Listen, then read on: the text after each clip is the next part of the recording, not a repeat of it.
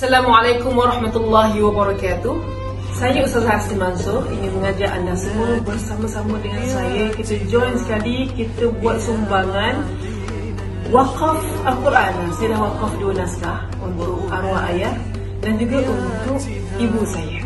InsyaAllah sumbangan ini akan kita salurkan melalui aplikasi Sukaderma Yayasan Amirul Ummah. Jadi insyaAllah jom sama-sama kita wakafkan naskah Al-Quran bersama KOG kita, insyaAllah.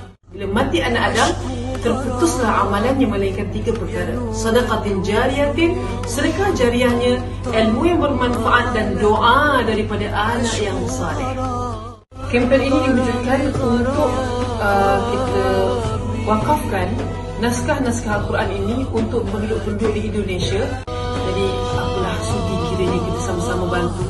Yang kita bagi ni pun adalah naskah Al-Quran, dan insyaAllah mudah-mudahan dapatlah mereka menggunakan Al-Quran ini untuk baca, untuk menghafal Al-Quran. InsyaAllah mudah-mudahan Allah terima amalan kita.